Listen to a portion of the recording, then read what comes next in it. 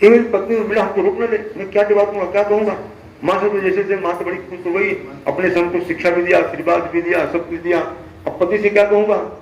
तो उर्मिला तो पहले से आरती लेकर तैयार थी। इनका नाम है उर्मिला। पत्नी को कैसा होना चाहिए, पत्नी को उर्मिला होना चाहिए, माने पति से उसका उर माने हृदय मिलना होना चाहिए। जो पति की इच्छा हो वही पत्नी की इच्छा होनी चाहिए, ये उत्तम पति का लक्षण है। तो उर्मिला ने विदा किया है और सीता जी को भी साथ लेकर के अब भगवान राम चले। बड़ा दयनीय दशा है, उसकी ज्यादा चर्चा नहीं करूंगा। अब सुमन जी रथ में बैठा करके चल दिए हैं, अयोध्यावासी पीछे पीछे चल दिए हैं। रात्रि में सोते समय अयोध्यावासियों को, देखो अभी निद्रा की बात आई थी ना, जो सोवत है वो खोवत है और जो जागत है वो पावत है।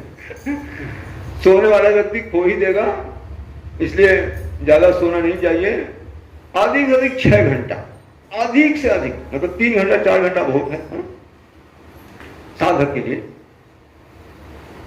विषयी आदमी को भी 8 घंटा से ज्यादा नहीं सोना चाहिए।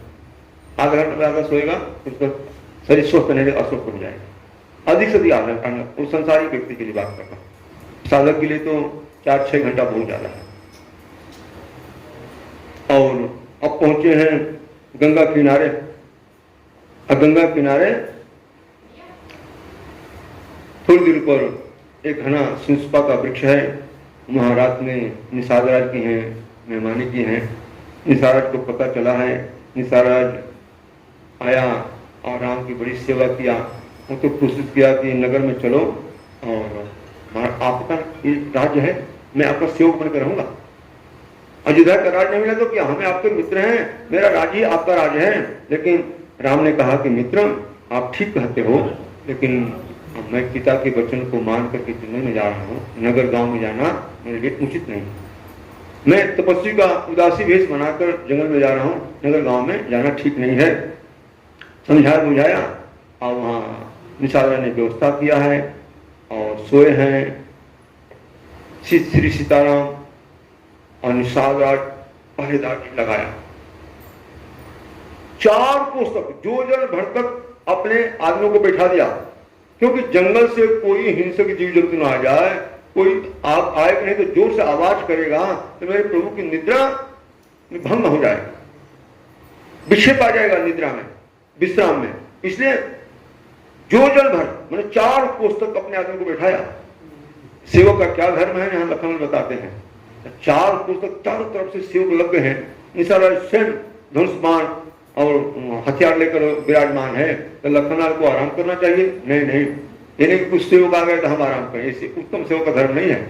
लखनलाल नित्य प्रति रह के हम हाथ में धनुष बाण लेकर के अब विलासन से बैठ गए हैं।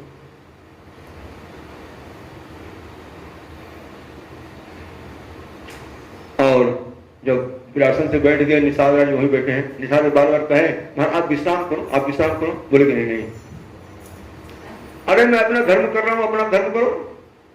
मेरा धर्म सेवा धर्म है, मैं सेवा करने के लिए अयोध्या से आया हूं, विश्राम करने के लिए थोड़ा आया हूं। अगर ऐसा विश्राम सेवक करने लगा ना तो उसके दिन आलस प्रमाद आएगा, वो आगे बढ़ नहीं पाएगा। इन्हें कोई सेवक आ गया तो सेवा कर हम निश्चिंत रहे, ये सेवक का धर्म नहीं है। इसलिए तो सेवक धर्म सबसे कठिन बताया गया है, सबसे सेवक धर्म कठोरा। और जब दोनों बैठे तो ये स्वाभाविक है कि बात होती है।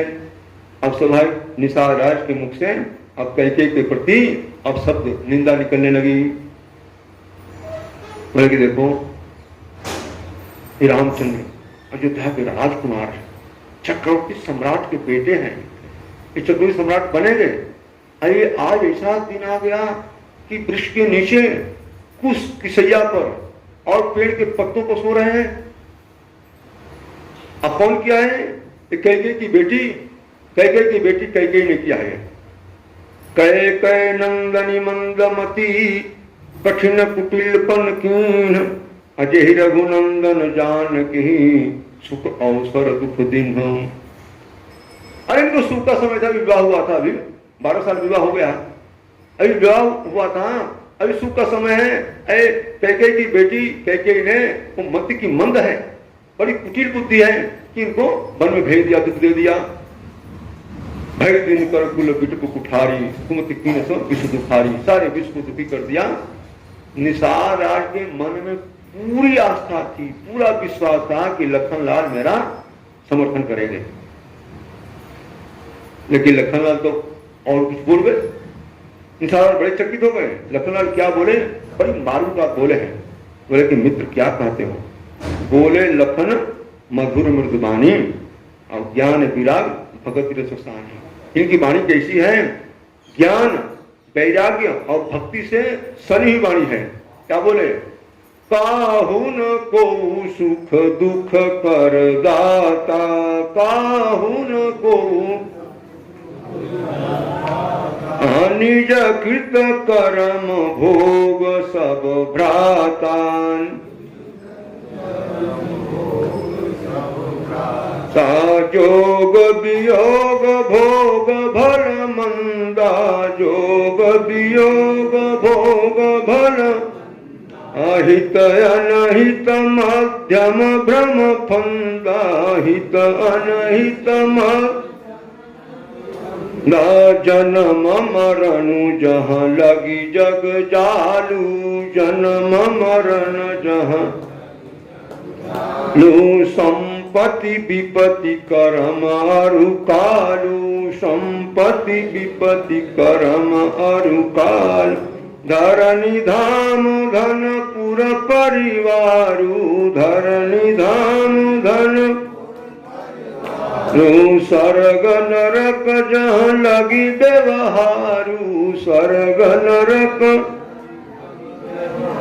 रू, देखिय सुनिय गुनिय मन माही, देखिय सुनिय गुनिय मन ही, मोह मूल परमारथ नाही, मोह मूल।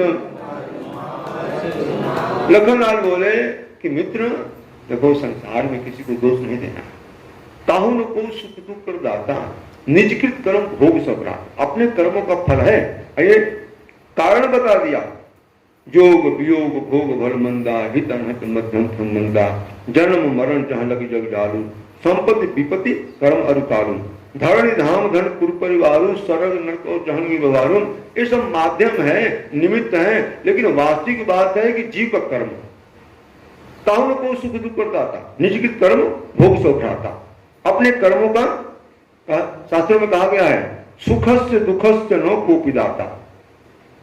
कोई किसी को सुख दुख देने वाला नहीं है, वो जीव का कर्म ही उसको सुख दुख देने वाला है। अगर कर्म रहेगा तो वह हमको दुखी नहीं कर सकता। अब कर्म अगर खराब होगा तो हमको कोई सुखी नहीं कर सकता है। अपना कर्म है, निमित्त भले कोई बन जाए। कहते हैं ना कि ब्रह्मा भी जो भाव लिखते हैं तो स्वतंत्र अपने मनमुखी नहीं लिख सकते हैं। जैसा जीव का कर्म होता है, ईश दय फल हृदय विचारी।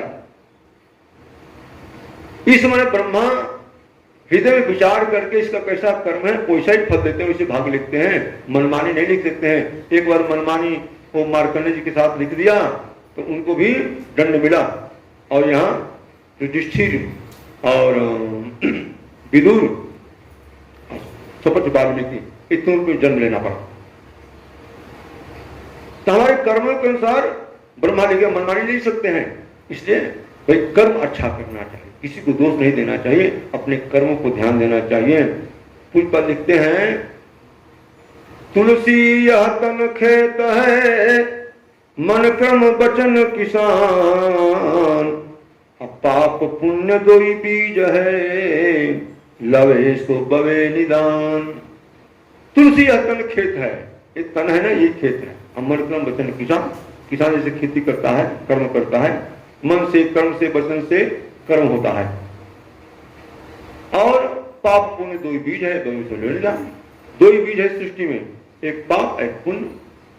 भाई पुण्य का बीज बोएंगे तो सुख मिलेगा, अब पाप का बीज बोएंगे तो दुख मिलेगा। अपने कर्मों का फल है ये।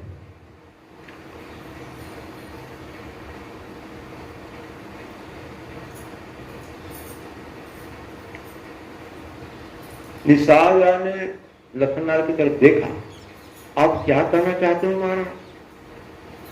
अब कहने का आशय है कि राम ने भी कोई पाप किया है, तभी तो इनको दुख मिल रहा है। राजगद्दी मिलते मिलते उनको वनवास मिल गया, जहां गौ दूध के फेन के समान सैया को सोते, वहां पुष्प और पत्ते को सो रहे हैं। इनका कर्म है ऐसा। लखनलाल मुस्कुराए, बोले कि जा तो उनको देखो, पूछो कि आपको दुख हो रहा है कि सुख हो रहा है। राम को जाकर देखो कि सुख हो रहा है कि दुख हो रहा है। राम को तो राजगद्दी मिल रही थी तो उनको कोई प्रसन्नता नहीं थी। आज जब वनवास मिलेगा तो उनको विषाद नहीं, दुख नहीं हुआ। राम तो एक रस रहने वाले हैं, उस दुख से परे हैं। अगर आपको दुख हो रहा है तो आपके कर्म का फल हो सकता है, राम के कर्म का फल नहीं है। आपको दुख हो रहा है ना, राम को तो दुख हो नहीं रहा है, अब तो आपके कर्म का फल है। अब इस तरह से रात्रि भर सत्संग होता रहा और लखनलाल बोले कि सखा परम परमारथ हूं, मन क्रम वचन राम पर नहीं हूं। राम ब्रह्म परमारथ रूपा, अभिगत अलख अनादि रूपा, सकल विकार रहित गत भेदा, कहने तो नेत निरूपणी वेदा।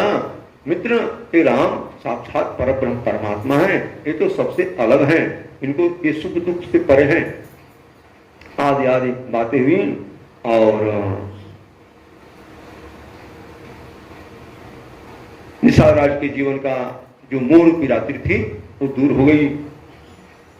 ज्ञान रूपी सवेरा आ गया और कहत राम गुण भाव सारा, जागे जग मंगल सुखदारा।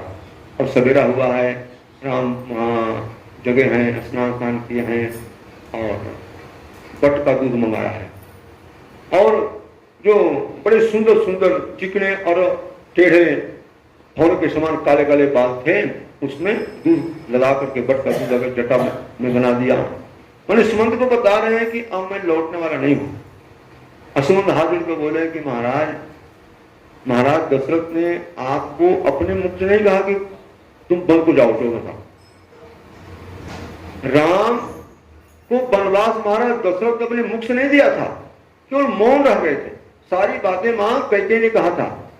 अगर महाराज दशरथ चुप रहे थे तो मौन स्वीकार लक्षण। राम ने समझ लिया कि पिताजी का भी सम्मत है। सुमंत जी कहते हैं कि पिताजी आपको अपने मुख से आपको वनवास नहीं दिया है, लेकिन जो मैं कह रहा हूं ना, आपके पिता महाराज दशरथ का वचन है। उन्होंने कहा कि राम को ले जाओ 2-4 दिन, वो वन पे खा लाना और गंगा के किनारे से वहीं से लौटा लाना। तो महाराज अब लौट चलो। राम ने कहा कि सुमंत जी आप क्या कह रहे हो, ये बात उचित नहीं है। वास्तव में मेरी माँ कैकेयी को अगर प्रसन्नता वरदान महाराज दिए हैं तो उनका धर्म उसको पूरा करना। हमारा चुप रह गए। ये तो जो कह रहे हैं कि राम को लौटा लाना, उनका मुंह का वचन है, वास्तविक धर्म का वचन नहीं है ये। मैंने उचित उत्तर दिया सुमंत जी को। उसके बाद महाराज दशरथ का दूसरा वचन सुनाया कि महाराज आप नहीं लौटेंगे, ये जनक नंदन सीता जी हैं, ये भी लौट करें। महाराज दशरथ ने कहा, महाराज दशरथ जानते थे कि राम तो धर्म धुरंधर हैं, वो तो लौटने वाले हैं नहीं, सत्य संग हैं। तो जनक नंदनी को वनवास कैकेयी ने भी नहीं मांगा है, और जनक नंदनी अगर लौट आएगी तो मेरे प्राण रुक जाएंगे। तो सुमन जी ने चाहा इससे सीता जी लौट चले, लेकिन सीता जी ने उसको उचित उत्तर दे दिया और सुमन जी चुप हो गए हैं। और राम ने कहा कि सुमन जी आप जाओ। बरबस राम सुमंत पठाए। राम जाना, सुमन जी जाना नहीं चाहते थे, लेकिन जबरदस्ती राम ने कहा कि जाओ। सुमन जी कहते कि नहीं प्रभु आप जाओ। अब मान लो कि नहीं जाएंगे अयोध्या को, वन को जाएंगे, जाइए आप, मैं यही खड़ा हूं। आराम करेंगे, नहीं आप पहले जाओ। अंत में राम ने कहा कि सुमन जी देखो आप तो बुद्धिमान है, मंत्री है, मैं अगर जाऊंगा इसका तात्पर्य है कि आपने हमको विदा किया, आप जाएंगे इसका तात्पर्य कि मैंने आपको विदा किया। तो ये उचित यही है कि हमको आप विदा नहीं करो, हम आपको विदा कर रहे हैं, ये उचित है। ये बात सुमन जी को समझ में आ गई। सुमन जी वहां से बच्चों के सरीखे रोने लगे हैं, दीन बाल जी रो। और आगे चले हैं राम, जहां गंगा थोड़ी दूर पर, बिल्कुल पास ही गंगा है, गंगा किनारे आए हैं। और वहां पे एक बड़ा अनूठा भगवान का प्रेमी भक्त है। अब बड़ा मीठी मीठी प्रेम भरी वार्ता हुई है। बड़ा यह प्रसंग प्रेम से भरा हुआ है। पूज्यपाद गोस्वामी तुलसीदास में लिखते हैं, मांगी नामन केवट आना, मांगी नामन केवट आना, कही तुम्हार मरम मैं जाना, कही तुम्हार ना चरण कमल रज कहूँ सब कही, चरण कमल रज कहूँ ही, मानुष करनि मूरी कछु आई, मानुष करनि ही, छुअत शिला भई नारी सुहाई, छुअत शिला पाहन तेन काठ कठिनाई, तरनऊ मुनि घरनी होई जाई, तरनऊ मुनि बाट परई मोरी नाव उड़ाई, बाट परई यही प्रतिपालऊं सब परिवारू, यही प्रतिपालऊं रू नहीं जानऊं कछु और कबारू, नहीं जानऊं कछु जो प्रभु पार अवसि गाचऊं, जो प्रभु पार हूँ मोहि पद पद्म पखारन कहूँ, मोहि पद पद्म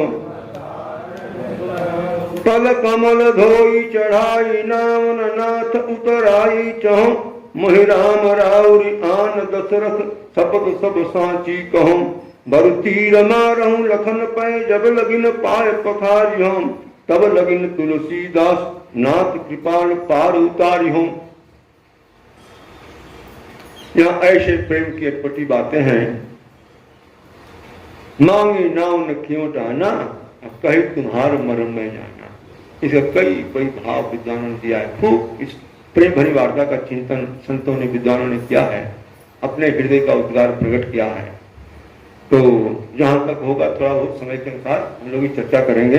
बड़ा रसमय यह प्रसंग है। मांगी नाम न क्यों टाना, सीधा सीधा तो अर्थ है ना कि भगवान राम क्योट को मांग रहे हैं और क्योट नौका नहीं ला रहा है। सीधा तो ये है कि मांगे नाम न क्यों टाना, राम नौका को मांग रहे हैं, कहते हैं कि भैया क्योट नौका लाओ, हम तीनों को चढ़ा करके उस पार उतार दो। लेकिन एक अर्थ और कहते हैं कि मांगी नाम न, अभी राम जाग खड़े हुए हैं, मांगे नहीं है, मांगे नाम न क्यों आना, क्यों आ गया अपना। तो विद्वानों की बात है, वास्तविक बात ये नहीं है। वास्तविक बात ये कि राम यहाँ लीला कर रहे हैं, यही राम राज की नींव है। अब यहां से राम राज शुरू हो रहा है। राम राज का लक्षण क्या है, बड़े छोटे का भेद समाप्त हो जाए।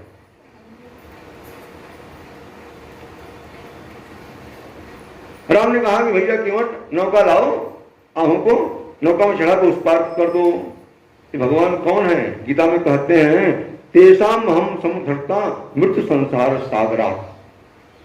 मैं संसार सागर से जीवों को पार उतारने वाला हूं। जो संसार से जीवों को पार उतारने वाले हैं वो भक्ति में अपने भक्त से वो नौका मांग रहे हैं। मांगी नाम ने क्यों टाना, कहीं तुम्हारा मरण में जाना। बोला नहीं नहीं महाराज दूर से बात करो, नजदीक नहीं आना हमसे, नहीं तो उधर से हवा चल रही है, कहीं आपकी चलन रज उड़ करके मेरी नौका में आ जाएगी, तुम्हारा मेरा सब कुछ चौपट हो जाएगा। आपके मर्म को जानता हूं। अब मर्म क्या जानता है आप भगवान जाने तो वो जाने। मर्म के बारे में विद्वानों का बहुत चिंतन है। मर्म के भगवान का आज तक कोई जान ही नहीं पाया। मर्म भगवान का, मर्म का एक अर्थ है, मैंने मर्म मैंने छिपी बात, गुप्त बात, विशेष बात। वो तो आज तक कोई जा ही नहीं पाया। जन्म से लेकर हम देखें भगवान का जन्म हुआ तो मास दिवस कर दिवस भा मरम न जान ही कोई, रथ समेत रवि था केऊ निशा कवन विधि होई। अयोध्यावासी नहीं जान पाए। और यहां तक कि जब 14 वर्ष के बाद आए हैं अयोध्यावासी से मिलने लगे, क्षण में मिले समय भगवाना उमा मरम हत्ता हूं जाना। क्षण मात्र ने पलक झपकते राम सबसे मिल गए। पहले तो गुरुदेव को चरणों प्रणाम किया और उसके बाद भरतराज से मिले हैं, अब माताओं से मिले, अब पूरे अयोध्यावासियों से क्षण मिले सभी भगवाना उमा मरम हत्ता हूं जाना। एक मिलन को कोई जान नहीं पाया। और यहां तक कि जनकपुरवासी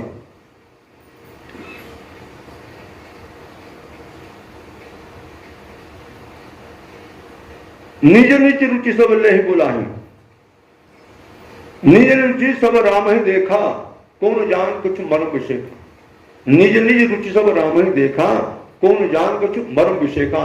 अयोध्यावासी अपने अपने अनुसार देखे लेकिन राम के मरम को नहीं जान पाए। जो लखनलाल हैं लंकावासी भी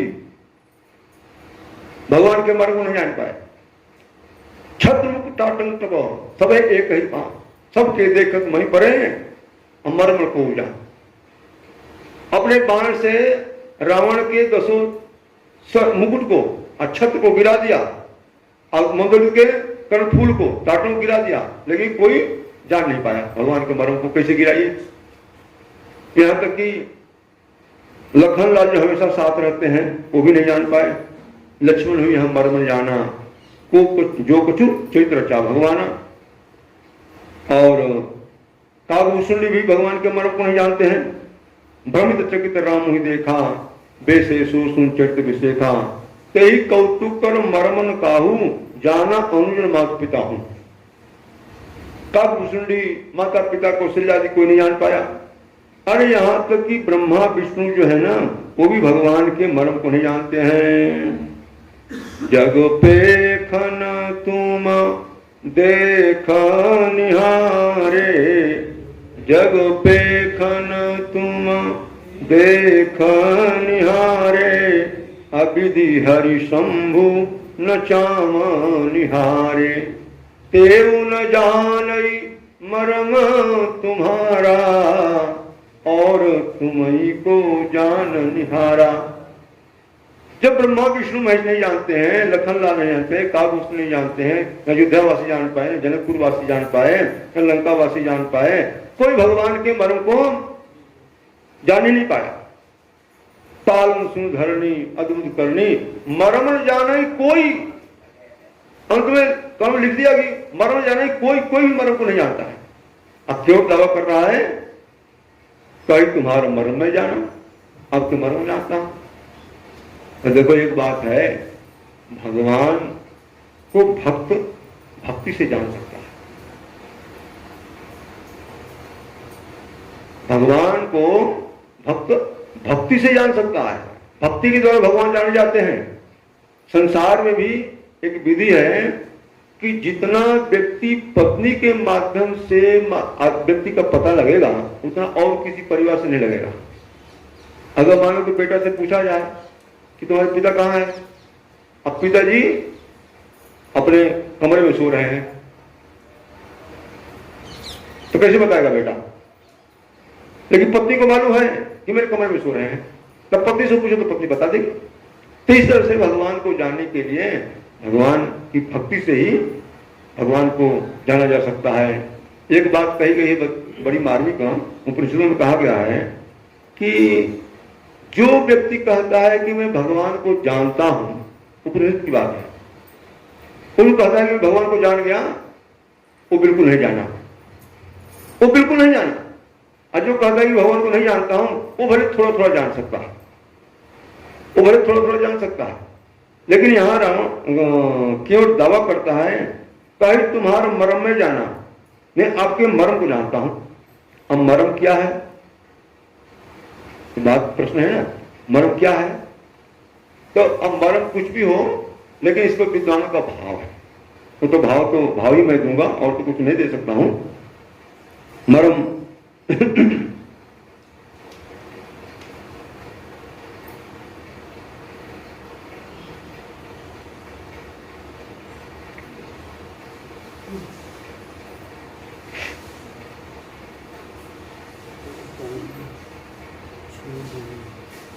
कोई कहता है कि जन्म की जो बात है, भगवान अवतार लिए हैं, ऐसी बात को लेकर भगवान शंकर जो हैं भगवान राम को प्रणाम करने गए हैं। गुप्त रूप अवतरे प्रभु गए जान सबको। भगवान का गुप्त रूप से अवतार हुआ है, एक मर्म है।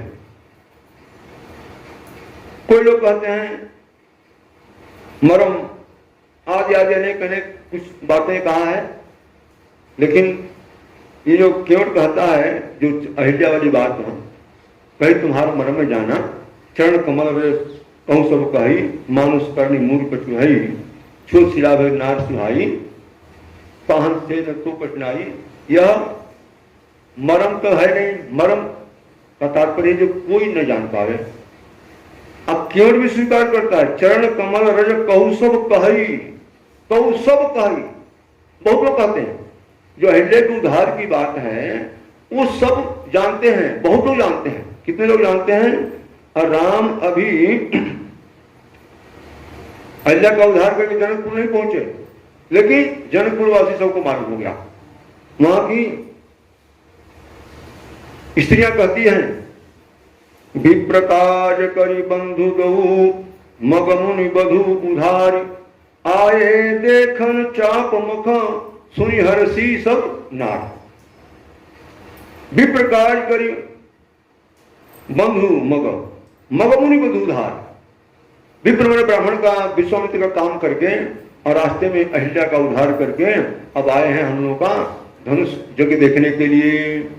ते अयोध्या को उद्धार कथा, अहिल्या को उद्धार कथा तो जनकपुर वासी जानते हैं, अयोध्या वासी भी जानते हैं।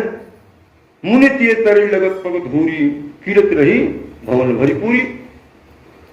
मां कौशल्या कहती है कि मुनि तिये तरी लगत पग धूरी, कीरत रही भवन भरी पूरी।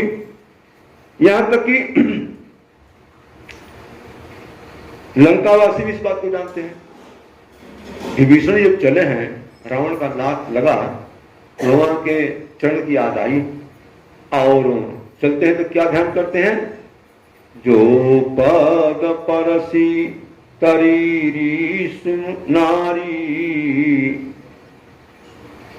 जे पद को तर करके स्पर्श करके अहिल्या का उद्धार हो गया। देखी हम जाई चरण जल जाता, भगत मृदुल सेवक सुख दाता। भगवान के चरण को देखूंगा, चरण कैसे हैं? जो उनके चरण से अहिल्या का उद्धार हो गया। माने विभीषण जानते हैं, और विभीषण नहीं, जंगल के ऋषि महात्मा भी जानते हैं। पूज्य स्वामी ने एक कविताली में कविता लिखा है, बिंध के वासी उदासी तपी व्रतधारी, महाबिनु नारी दुखारे, गौतम तिये तरी तुलसी सो कथा सुनि भय मुनि बिंदु सुखारे। होइहे शिला सब चंद्रमुखी पर से मृदु मंजुल कंज तिहारे, अकीनी भली रघुनायक जू करुणा करी कानन को पगधारे। जब राम जंगल में गए तो वहां सीता जी राम बैठे रहते हैं, लखन लाल सारी सेवा करते हैं, झाड़ू बहाड़ू आदि जंगल में जाते हैं, कंद फूल ला देते हैं और माता सीता जी उसको सिद्ध कर देती हैं और भोग लगाकर राम के सामने रख देती हैं। राम प्रसाद पा लेते हैं, उसके बाद सीता जी पाती हैं, उसके बाद लखन पा लेते हैं। ऋषियों ने सोचा कि देखो इनका जीवन तो बड़ा सुखमय है, इनको तो कुछ करना नहीं पड़ता है, ये तो बैठे रहते हैं और सारा काम कुछ सीता जी कर देते हैं, कुछ लक्ष्मण कर देते हैं। अगर हम लोग की घरवाली हो जाती ना तो हम लोग को आराम मिल जाता। हम लोग का जीवन ऐसा है कि सुबह ब्रह्म मुहूर्त में 2 बजे से 3 बजे 4 बजे के पहले तो जगना ही है किसी हालत में। आज जब तक अपना नियम करो, जब करो, नियम करो। कुछ भगवान ठाकुर जी को रखते हैं तो उनकी सेवा पूजा कर लो और उसके बाद अब चिंता है, जंगल में जाते हैं कंद फल लाते हैं, वहां ला करके फिर यहाँ अब रसोई चूल्हा जला करके, लकड़ी जला करके और रसोई बनाते हैं, उसको सिद्ध करते हैं, भगवान को भोग लगाते हैं और थोड़ा सा पाते हैं, तब तक समय बीत जाता है पूरा। अगर हम लोग को घर वाली आ जाती तो हम लोग भगवान का भजन ज्यादा करते, आराम में तो भगवान का भजन कर जाते हैं। बड़े दुखी थे। एक व्यक्ति ने कहा, अरे दुख होने की बात है, राम जंगल में आ गए हैं और उनके चरण रज में जादू है, वो पत्थर को छू देंगे बस स्त्री पैदा हो जाएगी। बोले हाँ, तो समाधान हो गया। अब जिसको जैसी स्त्री चाहिए ना, अब पत्थर उठाओ। अब कोई जैसे जिसकी मन में भावना थी, किसी को छोटी, किसी को बड़ी, किसी को मोटी, किसी को पतली, जैसे उसने पत्थर उठाए और कंधे में लेकर चल दिए। और चल दिए, लखननाथ देखे कि भाई ऋषि संत महात्मा लोग ये कंधे में पत्थर उठा उठा ला करके क्यों आ रहे हैं। हाँ, राम की तरफ देखा, प्रभु महात्मा क्या, उनके क्या विचार है। बोले कि लखन, ये मैं तो शिक्षा देने के लिए आया, लेकिन हमसे गलत शिक्षा ले ली। सोचे कि गृहस्थ जीवन बड़ा सुखमय जीवन है, अब इन लोगों को दूसरे तरह से शिक्षा देनी पड़ेगी। अब आए, बोले कि तो हम बड़े परेशान हैं, सब काम अकेले करना पड़ता है, बड़े परेशान है। ऐसा करो, आपके चरण रज में जादू है, हम पत्थर लाए हैं, इसको छू दो, अब घर वाली तैयार हो जाएगी, अब हम लोग को आराम हो जाएगा, खूब भजन करेंगे आपका। भगवान राम मुस्कुराए, बोले कि भाई देखो, ये काम अच्छे मुहूर्त में घड़ी लगन में किया जाता है, ऐसे थोड़ी मन मांगे किया जाता है।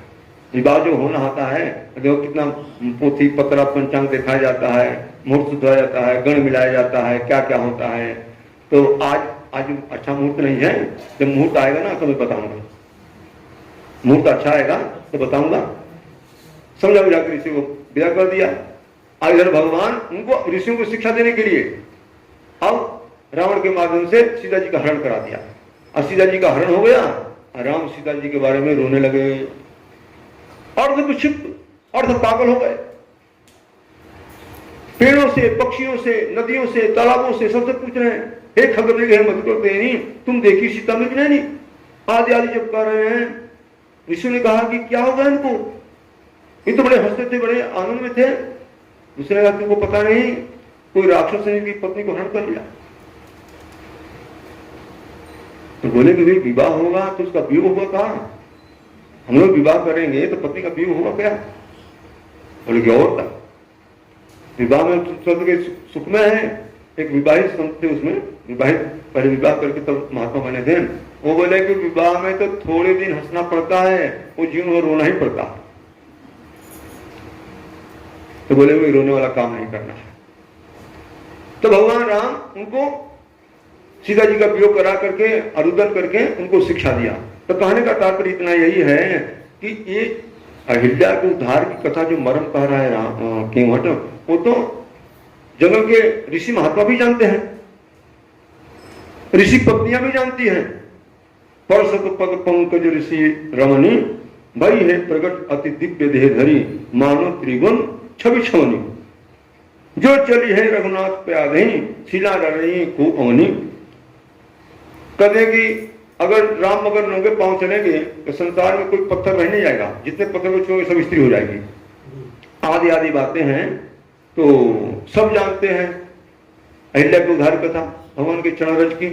केवट भी कह रहा है कि कही तुम्हारा मरम मैं जाना, चरण कमल रज कहू सब कही।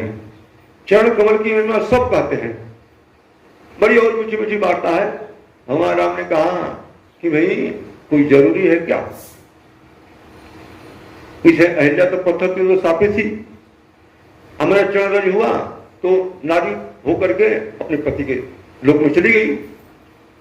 केवट ने कहा कि प्रभु ऋषि मुनियों को महात्माओं को क्या ठिकाना, कोई ऋषि महात्मा को क्रोध आया, अपनी पत्नी को पत्थर होने का श्राप दे दिया। दूसरे महात्मा को क्रोध आया होगा, वो अपनी पत्नी को वृक्ष होने का श्राप दे दिए होंगे। अब वही वृक्ष कि हमारी नौका बनी होगी तो हमारा उद्धार हो जाएगा। अब जब चढ़ेंगे चरण का स्पर्श होगा, उसका उद्धार हो जाएगा, स्त्री बन जाएगी, तो मैं क्या करूंगा। भगवान ने कहा तो उसको तू रख लेना, अरे पत्नी बन जाएगी, बार बार घर बैठते गए क्या बात, 2 पत्नी रख लेना। महाराज 2 बात है इसमें। पहली बात यह है कि वो स्त्री जब मेरी नौका बनेगी ना तो मेरी घरवाली थोड़ी बनेगी, तो ऋषि की पत्नी बनेगी ना, तो संत महात्मा की पत्नी बनेगी, हमारी पत्नी थोड़ी बनेगी। अब मानो कि हमारी पत्नी बनी तो महाराज एक ही हमारी पत्नी को भरण पोषण नहीं कर पाता हूं, तो दूसरी कहां से करूंगा? इतना मेरे में शक्ति सामर्थ्य थोड़े है। इसको बहुत शक्ति सामर्थ्य हो, राजा महाराजा हो, वो तो 2-4 विवाह कर लेता है। क्यों ने संकेत कर दिया, महाराज आपका वनवास जो हुआ है ना, महाराज दशरथ तो एक पत्नी रखते तो आपका वनवास नहीं। 2 पत्नी का फल, 2 स्त्री का फल। अगर दशरथ की एक पत्नी होती कौशल्या, आपको वनवास नहीं होता। अब कई पत्नी है इसलिए तो आपको वनवास हुआ है। माने कई पत्नी हो जाएगी तो बड़ा दुखदायी जीवन बीतेगा, अब बड़ी अशांति हो जाएगी। इसलिए महाराज 2 पत्नी नहीं चाहता हूं। तो क्यों ने कहा कि प्रभु अपना चरण हमको दुला लो और आपको नौका पर चढ़ा दूंगा। लखनलाल खुश नहीं थे। लखनलाल ने कहा कि प्रभु कि आपके आदेश का पालन नहीं कर रहा है। आपके आदेश का पालन तो बड़े बड़े देवता करते हैं। अहिप महिप जहां लगी प्रभुताई, जो सिद्ध निगम आगम गाई, कर विचार जिए देखो नेके, इस रजाई शीश वही के। बड़े बड़े राजा महाराजा देवता इंद्र आदि भी आपके आदेश का पालन करते हैं, अरे क्यों इसकी हिम्मत आपके आदेश का पालन नहीं करता है। राम ने कहा मैं आदेश थोड़ी दे रहा हूं, मैं तो विनती कर रहा हूं। आदेश देने में मांगने में फर्क है। आदेश देने और मांगने में फर्क होता है। तो मैं आदेश इसको नहीं दे रहा हूं, मैं तो मांग रहा हूं। क्यों समझ गया। लखनलाल खुश नहीं थे तो लखनलाल थोड़ा सा वो अपना बाण पकड़ करके उसको इशारा किए पीछे से। लक्ष्मण देख लिया कि लखनलाल हमको मारने के लिए तैयार हैं, तो बोला महाराज अब तक तो मैं राम के चरण धोने के रहा था, अब सच्ची बात कहता हूं, आपकी शपथ, आपके पिता की शपथ कि मैं राम का चरण धोऊंगा अतः पार उतारूंगा। पद कमल धोई चढ़ाई नावन नाथ उतराई चहो, मोहि राम रावरी आन दशरथ सब साची कहो। मैं बिल्कुल सत्य कहता हूं, आपकी शपथ, आपके पिता महाराज दशरथ की शपथ, जब तक आपका चरण धोऊंगा नहीं तब तक पार नहीं उतारूंगा। लखन ने बाण जब हिलाए क्यों डरा नहीं। देखो भक्ति करने वाला व्यक्ति काल से भी नहीं डरता है। लखन काल है, लेकिन भक्ति करने का अगर डर रहे ना तो समझ लो कि हमारी भक्ति आई नहीं है, हमारी भक्ति में कमी है। भक्ति करने के बाद डरना किससे होता? काल से भी, साधारण की तो बात छोड़ो, काल से भी भक्त नहीं डरता है। क्यों तो बोला बरु तीर मारऊं लखन पे, जब लगिन पाय पखारी हूं, कब लगिन तुलसीदास नाथ कृपाल पार उतारी हूं। प्रभु आपकी सौगन, आपके बाप की सौगन, आप तब तक चरण नहीं धुलाएंगे तब तक पार उतारूंगा नहीं। सीधी बात है, पक्की बात है। लखन बाण हिलाए ना, स्पष्ट बोला बरु तीर मारो लखन पे, लखन हमको तीर मार दे, मैं मरना हमको मंजूर है, लेकिन आपको पार नहीं उतारूंगा। लखनलाल समझते हैं कि मैं मार डालूंगा, महाराज से डरता नहीं हूं। पहले तो केवल राम का चरण धोना चाहता था, अब लखनलाल जब हमको बाण दिखा रहे हैं, अब कहता हूं कि तीनों का चरण धोऊंगा तो पार उतारूंगा। बरु तीर मारो लखन पर, जब लग्न पाय पखारी हो, तब लग्न तुलसीदास। तुलसीदास में तीनों हैं, अलग अलग भी तीनों हैं, दोनों करते हैं। तुलसीदास नाथ कृपाल पार उतार। तुलसीदास, तुलसी माने, तुलसी माने तुलसी, तू माने तुम राम, ल माने लखनलाल, अस्सी माने सीता। अलग अलग अर्थ करो, एक ही में तुलसी में तीनों आ गया। तू माने तुम राम, ल माने लखन, अस्सी माने सीता। अलग अलग अर्थ करो तो आ गया है तुलसीदास नाथ कृपाल पार उतार। तुलसीदास मैंने तुलसीदास लखन को अपना, वो तुलसी माने सीता भी मानते हैं, तुलसी सीता को एक ही मानते हैं कहीं कहीं विद्वानों। तो ये तुलसी माने सीता, अब दास माने लखन, और नाथ माने राम, तुलसी माने सीता, दास माने लखन, और नाथ माने श्री राम। बोलता कि तीनों का पांव उतारूंगा, तीनों का पांव धो लूंगा और तब पार उतारूंगा। और जब ऐसा बोला तो पूज्यपाल लिखते हैं, सुन के वट के बैन अप्रेम लपेटे अटपटे, अभी हंसे करुणायन चितई जान की लखन तन। ऐसा जब बोला तो सुन केवट के बैन प्रेम लपेटे अटपटे, बिहसे करुणायन चितई जान की लखन तन। सुन केवट के बैन, इसके ऐसे बैन है भगवान क्यों हंसे, इस पर कई भाव है। एक भाव तो यही है कि केवट के ऐसे बैन है प्रेम से लपेटे हुए, प्रेम में ओत प्रोत लपेटे हुए बैन है, इसलिए हंसी आ गई। सुन केवट के बैन प्रेम लपेटे अटपटे, बिहसे करुणायन चितई जान की लखन तना, बिहसे करुणा चितई जान की लखन तना। इसका भी भाव एक एक शब्द का कई अर्थ विद्वानों ने किया है। लखनलाल की तरफ, सीता जी की तरफ देख रहे हैं, क्यों देख रहे हैं, कई भाव है। राम कहते हैं कि देखो इन चरणों के लिए तुम लोगों ने कितना त्याग किया है। अयोध्या के सुख वैभव को लखनलाल अपनी पत्नी उर्मिला को त्यागे, माता पिता को त्यागे, और तभी चरणों की सेवा मिली है। और सीता जी भी पहले से जनकपुर त्याग आई थी अपने माता पिता को, यहाँ अयोध्या के बहू को त्याग किए हैं, और तब मेरे चरण की सेवा इनको मिली है। आई तो बिना त्याग का ही चरणों का सेवा चाहता है, त्याग कुछ नहीं किया, चरणों की सेवा ये चाह रहा है।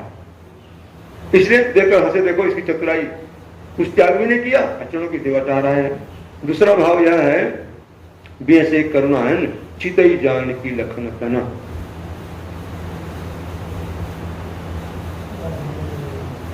लखनलाल और सीता जी गुरु हैं, राम परब्रह्म परमात्मा है, भगवान है। तो राम संकेत कर रहे हैं कि देखो भाई मैं तो राजी हूं, मैं तो अपना चरण धुलाना चाहता हूं, लेकिन आप लोग गुरु हो, गुरु का आदेश होना भी जरूरी है। उनके तरफ देखकर कहने का आप लोग आदेश करो, आप लोगों की क्या सम्मति है, चरण धुलवाना ठीक है ना, मेरा तो सम्मति हो गई है, मेरा तो विचार हो गया चरण धुलवा लूं। तो उनके तरफ उनकी सम्मत लेना चाहते हैं। और भाव, कई भाव है, चितई जान की लखन तन, कहते हैं कि तुम लोगों को तो एक एक चरण पर राजी हो गए, एक एक चरण पर राजी हो गए, लेकिन एक चरण पर राजी नहीं है, ये तो दोनों चरण पर राजी होगा, दोनों चरण धोना चाहता है। सीता और लखन जी भगवान के एक एक चरण पर राजी हो गए। कथा आती है कि पहले लखन लाल जी, दूसरा हमारा लिखा है, 12 ते निज हित प्रति जाने लक्ष्मण राम चरण अति मानी। बचपन से लखनलाल राम के चरणों की सेवा की रति माने, प्रेम माने थे, चरण दबाते थे, सेवा करते थे। चलता रहा, लेकिन जब विवाह हो गया, सीता जी आई तो लखनलाल सेवा में गए।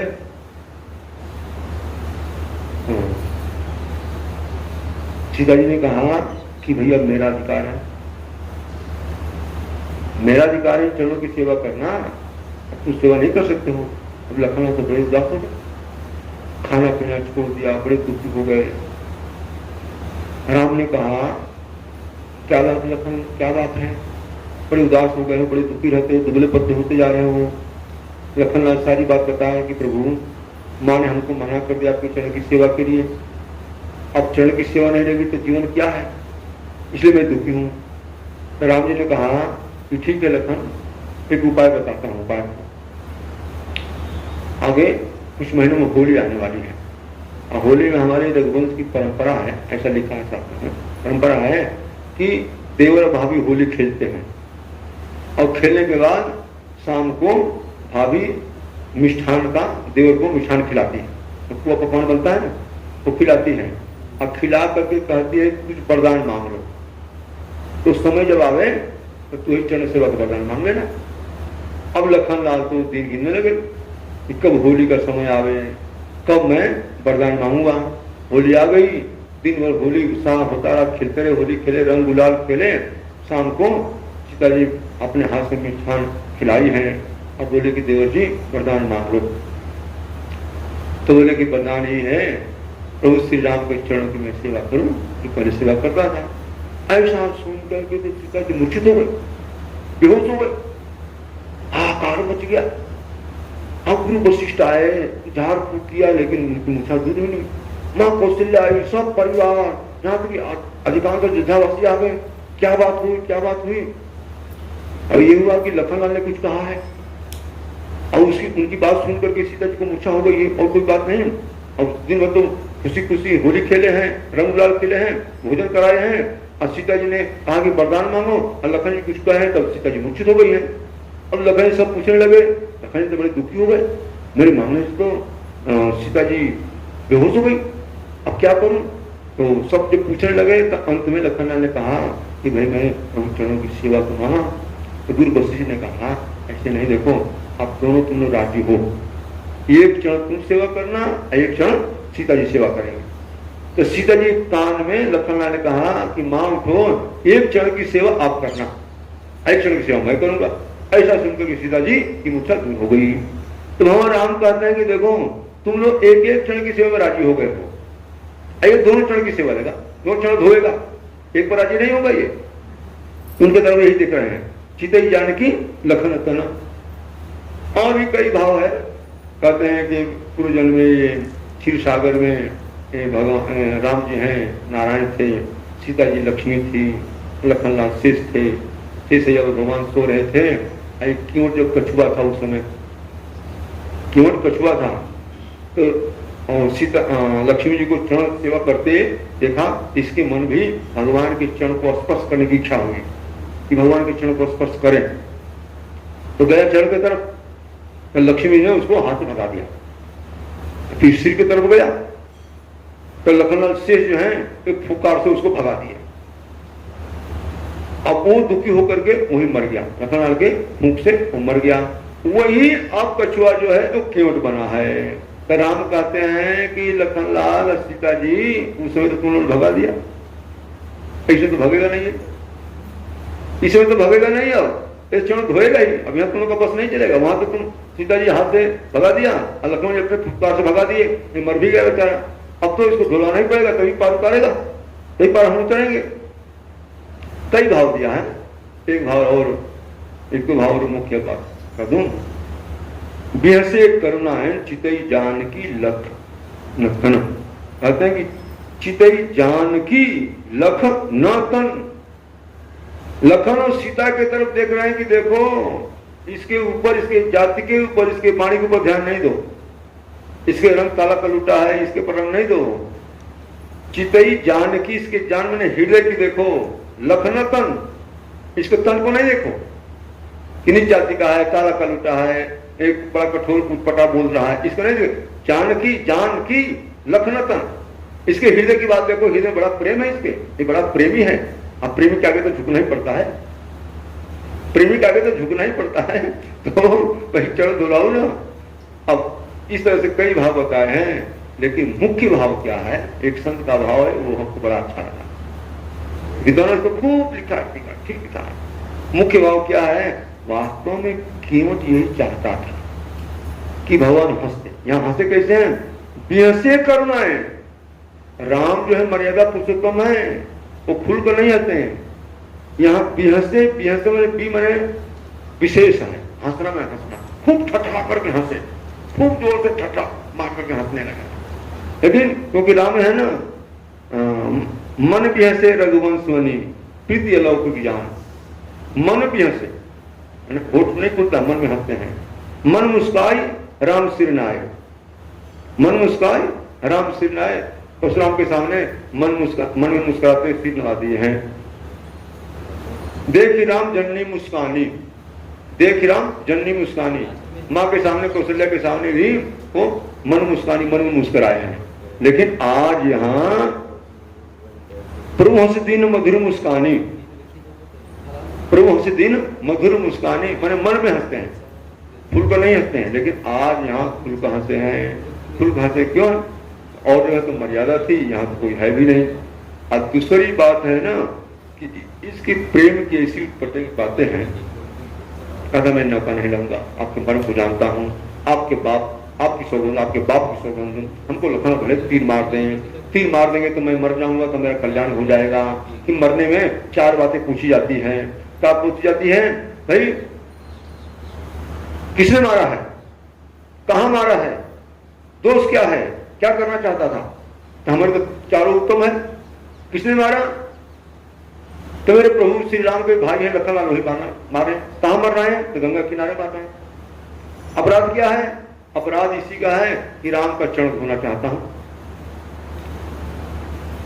तो मेरा तो सब उत्तम उत्तम है। ये बातें, प्रेम की बातें सुन सुन करके भगवान राम बड़े जोर से ठठा से हंसे। यही क्यों चाहता था, इसीलिए उत्पटान बात बोल रहा था। प्रेम ऊपर कहे ना, सुन के वट के बहन, अब प्रेम लपेटे अटपटे।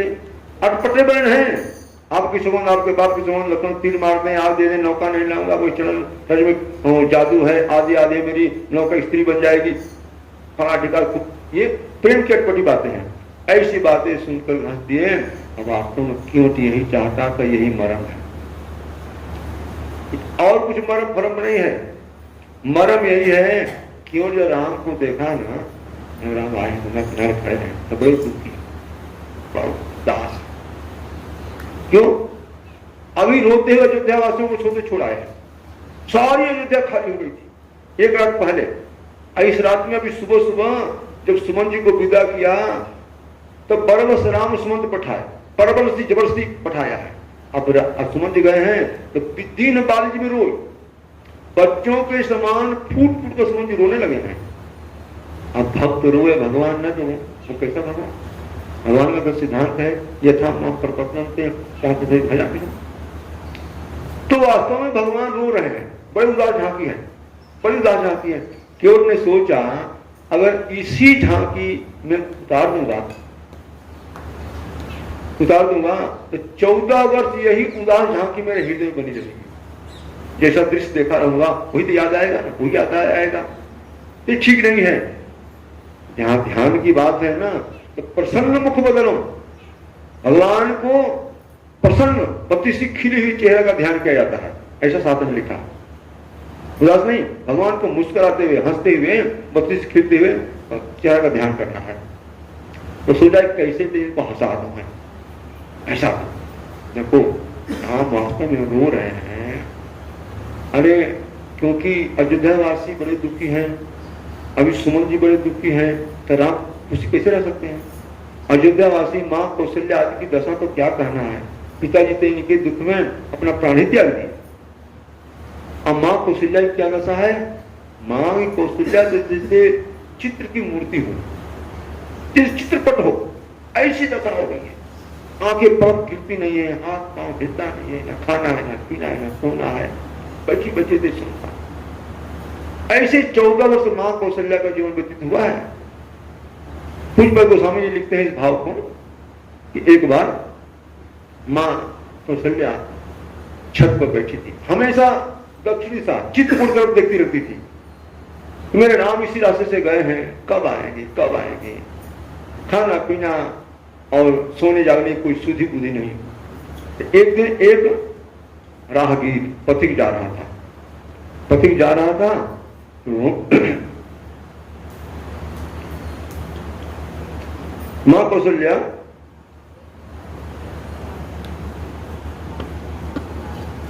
वो पति को बुलाए, एक दूध भेज करके सेवक भेज के बुलाए। पति का आया, मां के सामने हाथ जोड़ा, कहा क्या आदेश है? मां ने कहा पति तुम कहां जा रहे हो?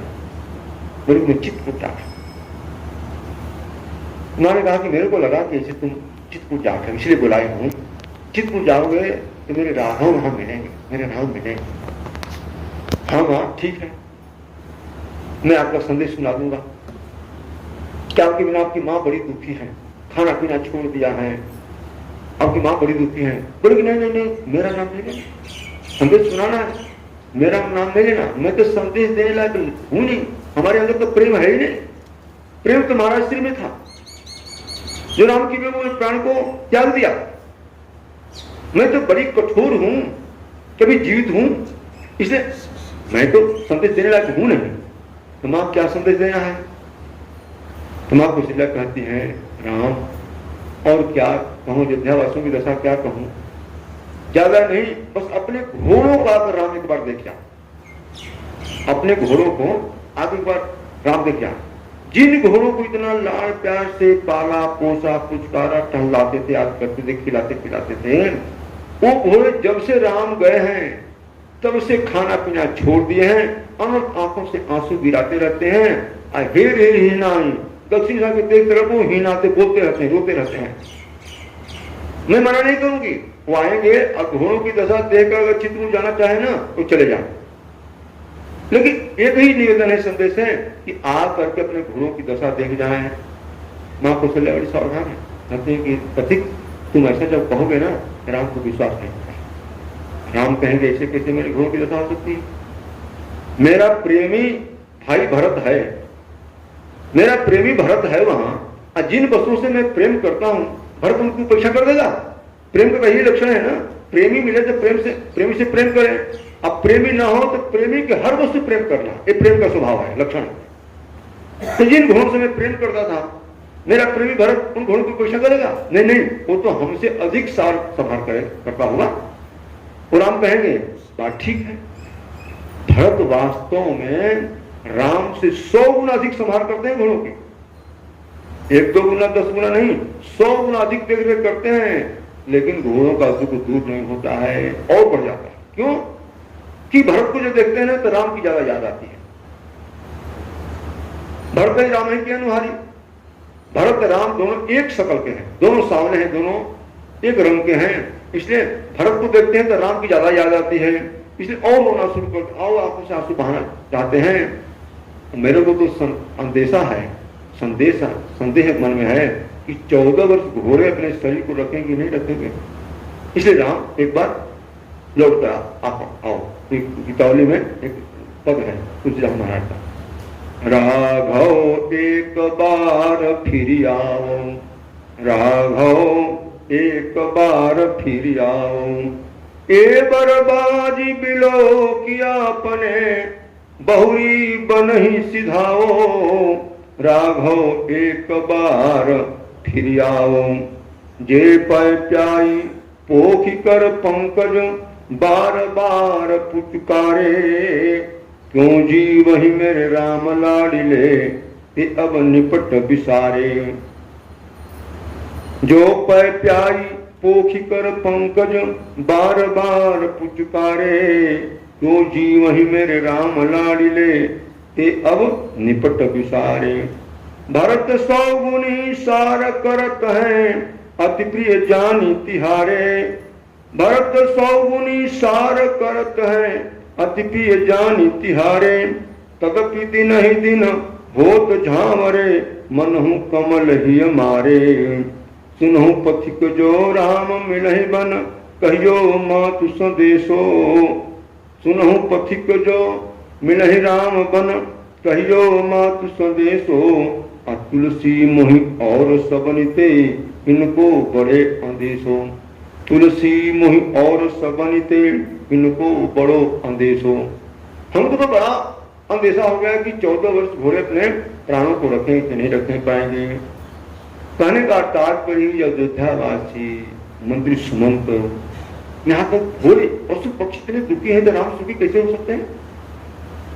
राम बड़े दुखी हैं, बहुत दुखी, अंदर वो रो रहे हैं, खुलकर नहीं रो रहे, अंदर रो रहे हैं। चोर ने सोचा कि भाई इनको खुश करके भेजना, खुश वाला चेहरा हमारे हृदय में विराजमान हो जाए। अब वो अपने ऐसा प्रयास किया, ऐसी भोली भाली बात ने किया, वो राम को हंसा दिया। सुन के वटके बहन, प्रेम लपेटे अटपटे, बिहसे करुणा ऐन, चितई जान की लखन कना। केवट ने वो बड़ा काम किया, इतना बड़ा काम किया, इतना बड़ा काम किया कि बड़े से बड़े लोग, ब्रह्मादि देवता भी वो काम नहीं कर पाए, वो केवट ने कर दिया। ये जरूरी नहीं है कि बहुत बड़ा आदमी बहुत बड़ा काम कर लेगा। कहते हैं कि एक गांव में कुछ काम हो रहा था, बड़े बड़े इंजीनियर ओवरसीयर लगे थे। और एक सूत्र तैयार था ना, सूता सूता एक पाइप से पार ले जाना था, पाइप से पार ले जाना था। अब इंजीनियरों की बुद्धि काम नहीं कर रही थी कि जो पाइप था उतना पतला था, ज्यादा पतला नहीं था, 1 इंच 2 इंच का था। और कैसे जाए, लंबा पाइप है, कैसे जाए? और उनकी बुद्धि काम नहीं कर रही थी। सुबह से शाम हो गया, माथा पच्ची करते करते सुबह से शाम हो गया। एक किसान दिन भर हल जुटता रहा और संध्या हुई तो बैलों को छोड़ करके और हल कंधे पर रख करके आ रहा था। ये बड़े परेशान थे, पसीना पसीना हो रहे थे, उसकी नौकरी उनकी थी। और पूरा दिन बीत गया, ये काम नहीं हुआ, एक पाइप से सूत नहीं आगे गया, आगे काम कहां से हो? तो बोला बाबूजी क्यों परेशान हो? अरे भाई जाओ, तुम्हारे बस का बात काम है, जाओ तुम। अरे थोड़ा सुना तो दो, जाकर आए हो, सुना तो दो। बोले क्या सुना दे? ये पाइप में इतना बड़ा लंबा पाइप है, एक सूत ले जाना इस पार से उस पार। तो बस यही बात है, इन्हें परेशान होते हो। एक हल रखा, इधर गया, बरसात का समय था, एक चूहिया मिल गई, चूहिया मिली तो पकड़ लिया, झट पकड़ के उसके पूंछ में वो सूतरी बांध दिया, धागा बांध दिया और उसको पाइप में छोड़ दिया और भगी उधर। और लंबा पाइप तो था, उधर पकड़ लिया और खोल करके चूहिया को छोड़ दिया, लो हो तो गया। कहने का तात्पर्य यही, कभी अहंकार नहीं करना चाहिए कि हम बड़े बुद्धिमान हैं, बड़े हैं तो हमसे काम हो जाएगा। कभी कभी छोटे लोग भी अच्छा काम कर लेते हैं, तो सलाह सबसे लेनी चाहिए, सबकी समझ माननी चाहिए। ये क्यों इतना बड़ा काम, कितना बड़ा काम है, ब्रह्म को आज तो कोई हंसा नहीं पाया, अब क्यों हंसा दिया? सुनी के मटके बहन प्रेम लपेटे अटपटे, बिहसे करुणा ऐन चितई जान की लखन तनाऊं। अब भगवान खूब हंसे, क्यों भी प्रसन्न हो गया, ये तो चाहता था। अब भगवान बोले, कृपा सिंधु बोले मुंह सुकाई, कृपा सिंधु बोले मुंह सुकाई, सोई करू जही तब नाम न जाई, सोई करू जही तब नाम न जाई, देगियानी जल पाय पखारू, देगियानी जल पाय पखारू, होत विलंबु उतारहि पारू, होत विलंबु उतारहि पारू। कृपा सिंधु बोले मुस्काई। देखो इस छोटे से प्रसंग में 3 बार कृपा सिंधु नाम है। भगवान कृपा ही करने वाले आए हैं, कृपा करने आए हैं। कहते हैं ना, कृपा की न होती जागत तुम्हारी, सुनी रहती अदालत तुम्हारी। भगवान बड़े कृपालु हैं, बड़े कृपालु हैं। अरे भगवान ऐसे हैं कि छोटे की छोटाई दूर, बड़े की बड़ाई दूर। केवट मित कहे सुखमान, 12 बंधु बड़ाई। कोई कहता है आप केवट के मित्र हो, अरे फूल जाओ फूल जाओ। कोई कहता है ब्रह्मा के सेवक हैं, तो भगवान खुश नहीं होते।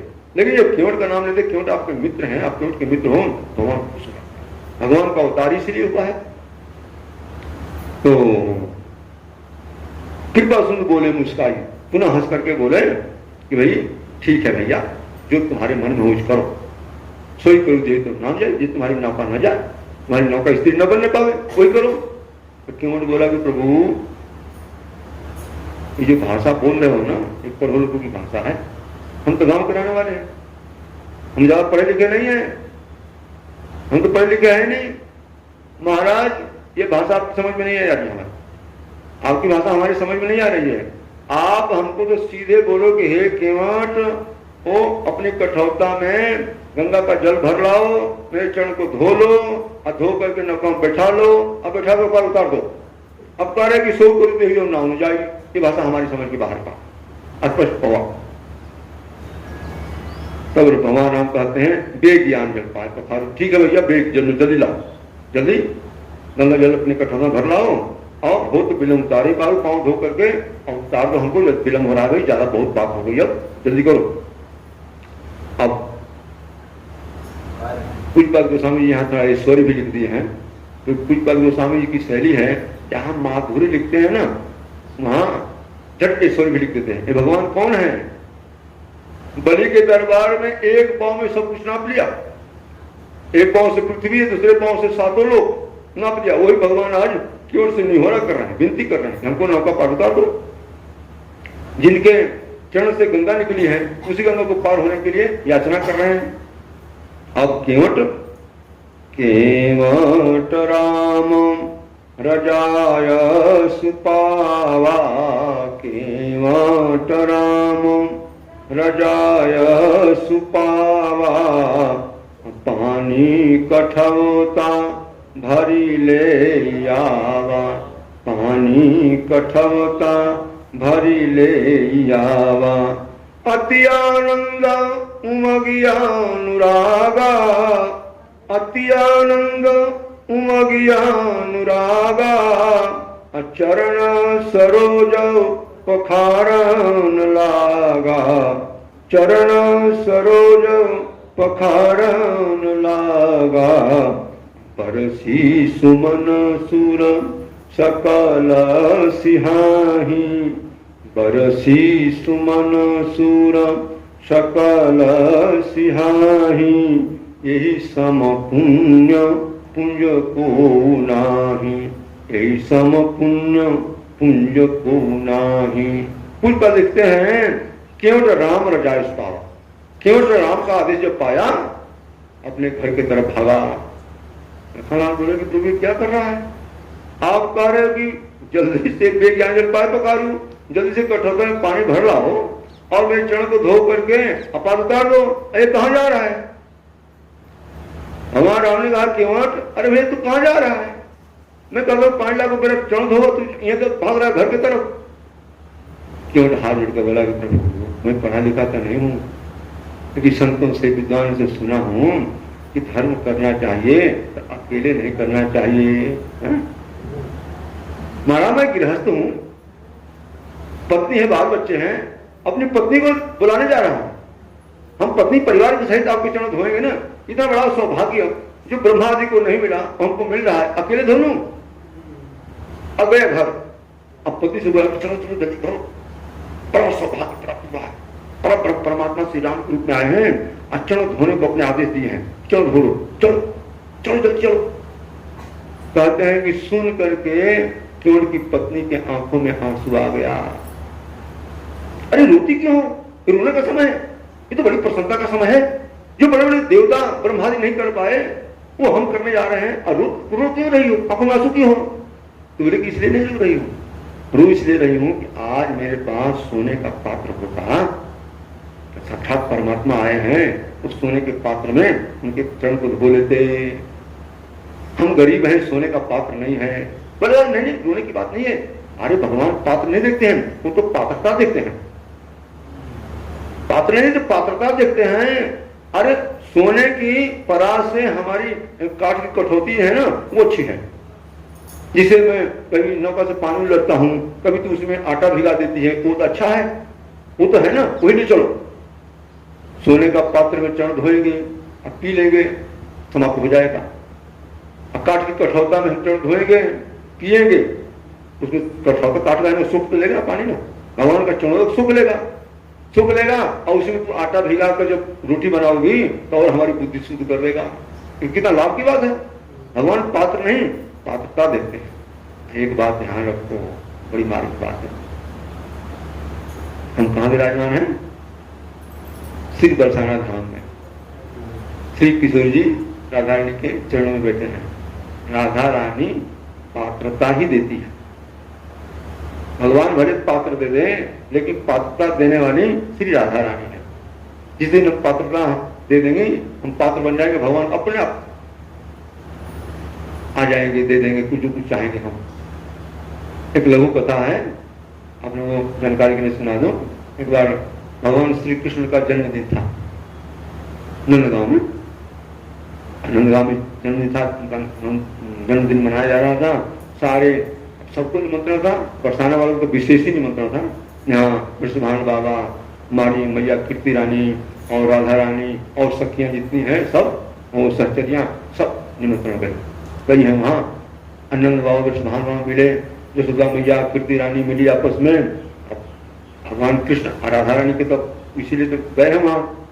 राधा ने देखी कहाँ श्याम सुंदर है, तो श्याम सुंदर जन्मदिन था, तो जन्मदिन का मतलब है उस दिन कुछ बच्चे का हाथ से पुण्य होना चाहिए, दान दक्षिणा भोजन पानी होना चाहिए। तो भगवान कृष्ण वहाँ सबको दान दे रहे हैं, बांट रहे हैं कुछ पता। राधा रानी में जाकर खड़ी हो गई। अब दोनों की नजर मेरी बड़े प्रसन्न हुए। अब भगवान बांट तो रहे हैं, लेकिन उनका सारा जो हे है राधा रानी की तरफ है, ऊपर ऊपर बांट रहे हैं, दिख रहे हैं उनके तरफ। राधा रानी प्रसन्न नहीं थी। भगवान श्री कृष्ण बोल रहे हैं कि प्रिया जो आप प्रसन्न नहीं हो, मेरा जन्मदिन है, आपको समझ चाहिए, आप खुश नहीं हो, प्रसन्न नहीं हो। बोले कि हाँ प्यारे, मैं खुश नहीं। क्यों? कि मैं देखती हूं कि आप बांट तो रहे हो, लेकिन जिसके पास बड़ा पात्र है उसको तो ज्यादा मिल जाता है, और जिसके पास छोटा पात्र है उसको तो बहुत थोड़ी वस्तु मिलती है। जिसके पास बड़ा पात्र हो तो ज्यादा उसको आपका स्वभाव भर देना। भगवान पूर्ण है ना, पूर्ण मदः पूर्ण मिदम पूर्णा पूर्ण मुदच्यते। भगवान पूर्ण है, पूर्ण ही देते हैं, आधा धूरा देते नहीं है। जिस दिन भगवान दे देंगे हम निहाल हो जाएंगे, जन्म जन्म के निहाल हो जाएंगे। तब तक खूब देते हो, लेकिन जिसके पास पात्र रहेगा उतने तो देते हो। कोई बड़ा पात्र लेगा उसको भर देते हो, किसी का छोटा पात्र है उसको देते हो, पात्र नहीं हाथ में दे देते हो, वो तो बड़ा घटान हो जाता है। इसलिए मैं दुखी हूं। श्याम सुंदर हंसकर बोले कि आशा करो आप पात्र को हमें पदार्थ दो, आप पात्र को हमें पदार्थ दो। और राधा रानी खूब बड़े बड़े पात्र देने लगी। अब भगवान सबको भरने लगे और सब जनता उसमें आनंद मगन हो गई। राधा रानी दोनों को पात्र देती है। पात्रता जब आ जाएगी तब भगवान तो देने वाले है ही है। भगवान तो देने वाले, भगवान के यहाँ कोई कमी थोड़ी है, बस पात्रता की कमी है। अब पात्रता राधा रानी देती है। तो बड़े सौभाग्य से उनकी कृपा से उनके चरणों में हम यहाँ रह रहे हैं, अब आए हैं, चक्रा हो रही है। तो पात्र ये राधा कृपा कटाक्ष, उसमें पात्रता ही प्रार्थना कर रहा है भक्त हमको। कृपा कटाक्ष जो है याद का सब हमको है, लेकिन ज्यादा समय हो गया इसलिए अब नहीं कर रहा हूं। तो बोले भक्तवत्सल भगवान की। तो केवल ने कहा कि तू अपनी पत्नी से चिंता नहीं करो। अरे पात्र नहीं देखते तो पात्रता देखते हैं। उस सोने के पात्र से हमारे काठ का कठोरता बड़ा अच्छा है, उसमें चरण धो लेंगे। अब आया है आग पूरे परिवार के बच्चों के सहित पत्नी के साथ अब भगवान के चरण धोने लगा। कहते हैं पानी कठोरता फैले आवा, इसका भी बड़ा बड़ा अर्थ है, लेकिन अर्थ नहीं जाएंगे। अति आनंद उमगी अनुरागा चरण सरोज पखारन लागा। अति आनंद, आनंद का तो विषय है परमात्मा का, जो बड़े बड़े लोग ब्रह्मादि देवता नहीं कर पाए। यहाँ तक कि महाराज जनक भी धोए हैं तो भगवान राम बड़े संकोची हैं, एक पांव का अंगूठा धुलाए हैं। महाराज जनक भी धोए चरण को, ब्रह्मा भी धोए, वही तो गंगा जी है ना, वो भी पांव का अंगूठा अग्रभागी धोए और जनक भी धोए। लेकिन ये तो पूरा एक नहीं दोनों चरण का पूरा धोएगा। बड़ा आनंद है, बड़ा आनंद में है। आनंद की बात ही है अति आनंद, अति आनंद, इसका वर्णन कोई नहीं कर सकता है। उमगी अनुरागा, हृदय से भी उमग रहा प्रसन्नता से, और चरण सूरज पखारने लगा, सूरज को धो रहा है, बड़े धीरे धीरे धो रहा है, बड़े धीरे धीरे धो रहा है। भगवान ने कहा कि भैया क्यों जल्दी करो, उसको तो रस आ रहा है ना, आनंद आ रहा है, जल्दी कैसे करे। भगवान ने कहा कि भाई विलंब हो रहा है, धूप हो रही है, जल्दी करो। केवट ने कहा कि प्रभु ऐसे अब जल्दीबाजी नहीं मचाओ, आप जिस रज के लिए मैं धो रहा हूं वो रज आपके चरण की रेखा में चिपकी है और धुलेगी नहीं। अब पुनः आपने मेरे नौका में चढ़ेंगे तो मेरे सब कुछ चौपट हो जाए, क्या कराए सब बराबर हो जाए, इसलिए जल्दीबाजी नहीं कीजिए। तो बहुत देर से धोया एक एक रेखा देख देख करके, एक एक चिन्ह भगवान के चरण में 48 चिन्ह है, 24 दाएं में और 24 बाएं में।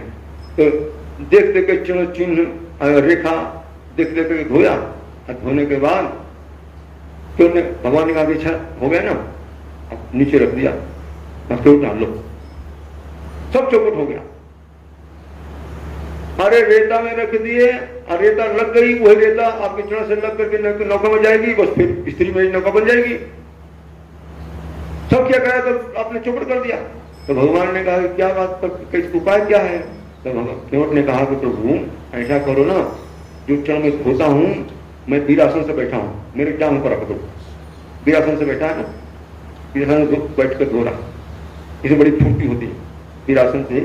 तो वीरासन बैठाने का जानते होंगे आप लोग, एक पांव पीछे रहता है, एक पांव आगे रहता है, घुटना जांघ है, मेरे जांघ पर रख दो, घुटने के ऊपर रख दो, जांघ पर रख दो। ठीक है, तुम्हें जांघ पर रख देता हूं। जांघ पर रख दिया, एक चरण को धो रहा है। अब जांघ वाला पांव जो है पूरा दबा कर नहीं रख सकते हैं ना, मतलब सिर्फ सहारा किए रहेंगे, और जो पांव कठौता में उसको पूरा जमा कर रखे हैं और उसको उठाकर धोना है उसको।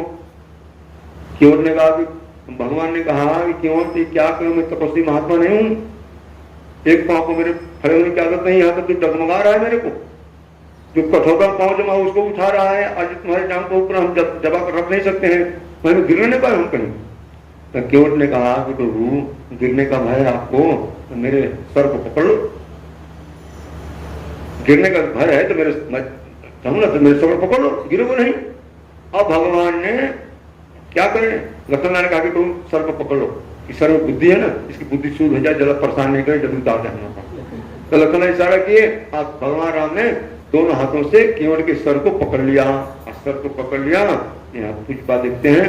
बरसी सुमन सुर सकल सिहाई, बरसी सुमन सुर सकल सिहाई, आई सम पुण्य पुंज को नाही, यही सम पुण्य पुंज को नाही।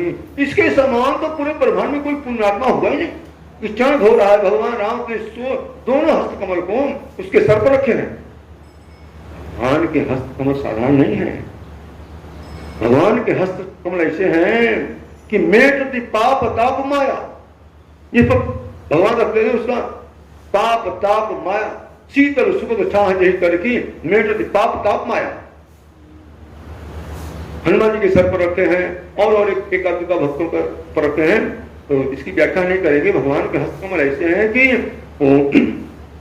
जिस पर पड़ जाते हैं तो शीतल सुखद छाह जही करती, मेटत पाप ताप माया, सब पाप ताप माया सब कुछ मिट गया, जन्म जन्म का समाप्त हो गया उसका।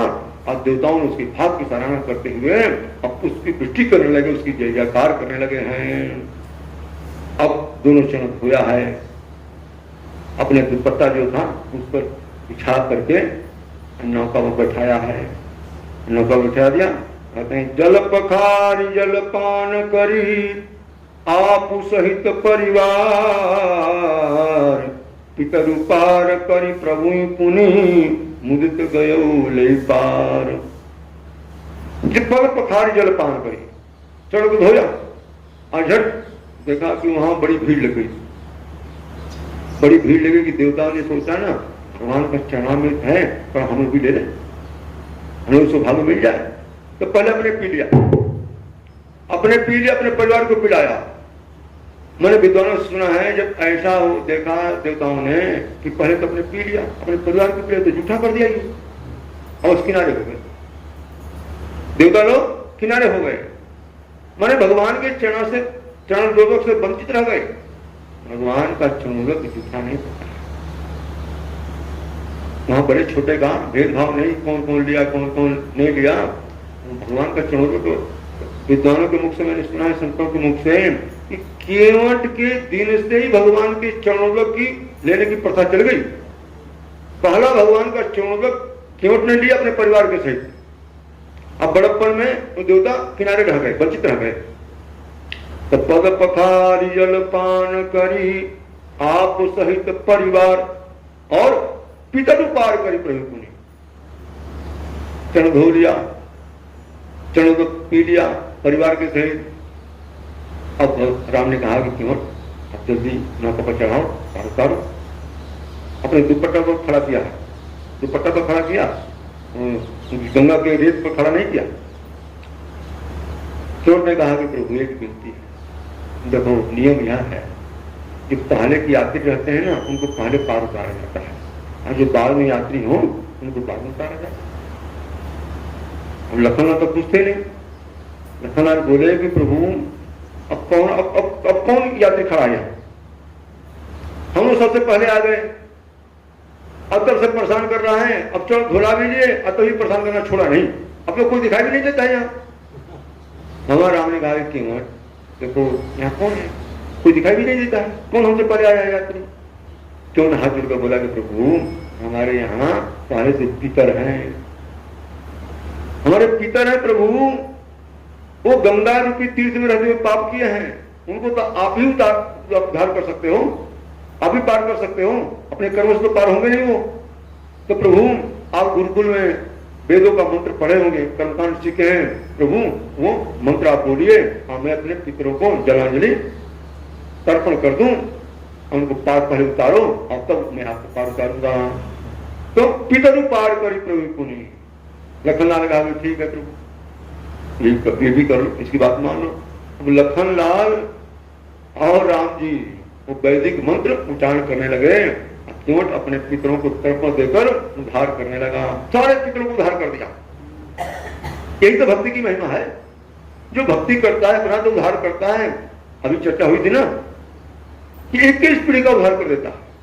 भक्ति कोई सामान्य नहीं है, जो भक्ति करता हो ना उसका आदर करना, आदर करोगे, सम्मान करोगे, उसकी सेवा करोगे तो उसका फल अपने को इतना मिल जाएगा। चाहे घर में हो, चाहे समाज में हो, चाहे बाहर हो, कहीं भी हो, भक्त को देखो तो उसका आदर सम्मान करो,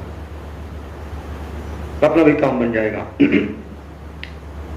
तो सारे पितरों को उतार दिया, तब पितर पार करी प्रभु को नहीं मुझे तो गए पार। फिर नौका में चढ़ाए और नौका में चढ़ा करके नौका को चला दिया, नौका उस किनारे गई, थोड़ा सा दूरी रही, फिर नौका घुमा दिया, फिर वापस घुमाया। लखनलाल बोले कि प्रभु अब क्या कर रहा है, अब क्या कर रहा है? तब प्रदान कर रहा है, अभी प्रदान करना छोड़ा नहीं है तो।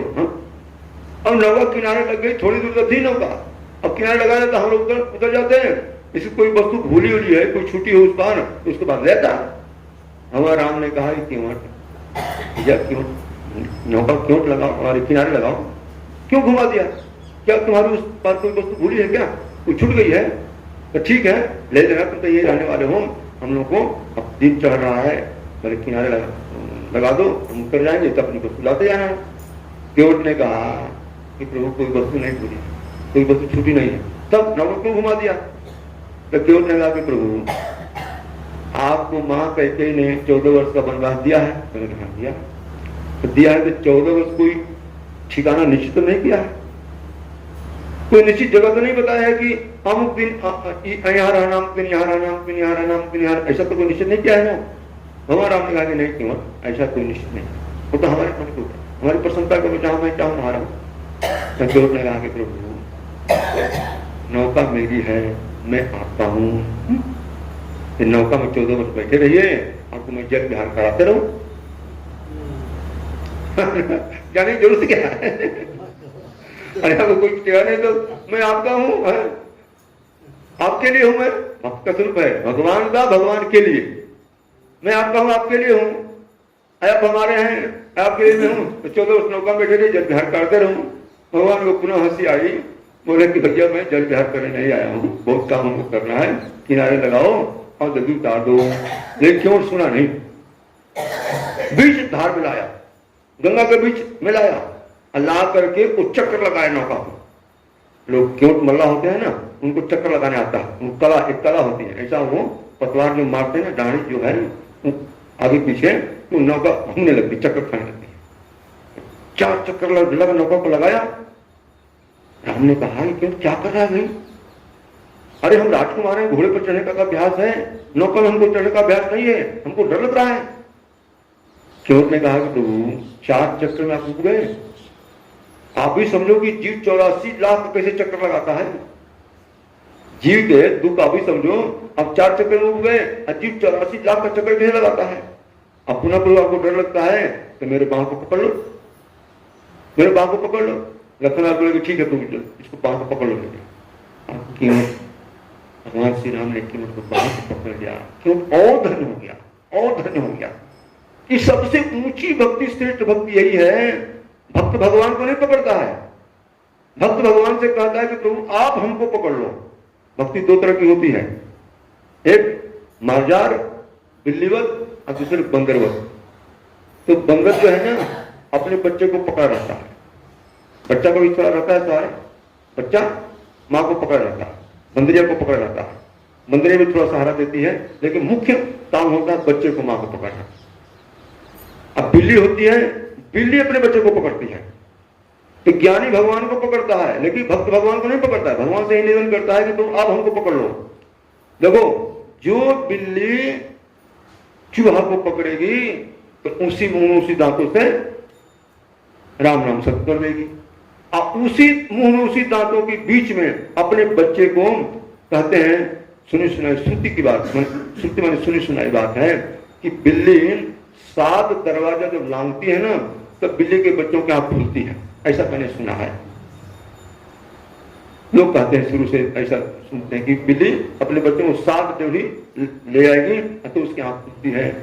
तो उसी मुख में, जिस मुख में चूहा राम नाम शब्द हो जाता है और उसी मुख के बीच में बिल्ली रख करके पार करती है। तो भक्त कहता है कि प्रभु मैं आपको कहां तक पकड़ूंगा, मेरी पकड़ भी पकड़ लूंगा तो ढील पकड़ है, कब छूट जाओगे पता नहीं, इसलिए कृपा करके आप ही पकड़ लो। तो केवल इतना चतुर है, पढ़ा लिखा तो नहीं है, इतना चतुर है कि वास्तव में भक्ति का मर्म जानता है, क्योंकि गुरु की प्राप्ति हो गई ना, अभी गुरु की प्राप्ति हो गई उसको। लखनलाल वो जो उपदेश दे रहे थे ना निसार राज के साथ, तो केवल वहीं बैठा था, ये भी सुन रहा था। तो बिना गुरु का ज्ञान नहीं हो सकता है, गुरु का सत्संग, गुरु का ज्ञान, गुरु के सानिध्य रहना ही पड़ेगा तभी ज्ञान होगा। तो ये भक्ति की चरम अवस्था जो प्राप्त कर लिया और उस पार ले गया, उतारा। उतरी ठाड़ भय सुर सारी देता, उतरी ठाड़ भय सुर सारी देता, हसिया राम गुहा लखना समेता, सिया राम गृह लखना समेता। केवट उतरी दंडवत कीना, केवट उतरी दंडवत कीना, अप्रभु ही सकुच यही नहीं कछु दीना, प्रभु ही सकुच यही नहीं कछु दीना, यही अकीसिया जान निहारी, पियही अकीसिया जान निहारी, मन मुदरी मन मुदित उतारी, मन मुदरी मन मुदित उतारी। अब उतार दिया, भगवान राम उतरे हैं, सीता जी के उतारे हैं, लखनलाल उतरे हैं, अच्युत उतरा। भगवान राम बड़ा संकोच हो रहा है। क्या संकोच हो रहा है? दे तो दिए हैं सब कुछ, इसके सारे पितरों को उधार दिया, इसके सारे पापों को नष्ट कर दिया, पाप ताप संताप सब समाप्त कर दिया, लेकिन फिर भी संकोच है कि प्रत्यक्ष में कुछ दिया तो नहीं, प्रकट में तो कुछ दिया नहीं। भगवान बड़े संकोची हैं। भगवान की भक्ति जीव करता है ना तो भगवान बड़े संकोच पड़े, इसको मैं क्या दे दूं, क्या दे दूं, लेकिन भक्ति सही होनी चाहिए। विभीषण आया, उसको लंकेश बना दिया, लेकिन राम को संकोच हुआ कि भाई इसको मैं क्या दे रहा हूं। उस लोगों ने कहा कि महाराज लंका का सम्राट दे दिया, अब क्या चाहिए? तो बोले कि भैया अपने पापिष्ट को कुछ दे देना, वो तो भाई की समझ भाई को दे रहा हूं, इसलिए हमको संकोच हो रहा है। तो भगवान बड़े संकोची हैं। देखो इतने संकोची है ना, कुछ पत्र लिखते हैं, भलो मानिए रघुनाथ जो हाथ जोड़ी माथो नाइए। भगवान के सामने सच्चे मन से कोई प्रणाम कर लेता है तो भगवान को संकोच होता है, इसको मैं क्या दूं।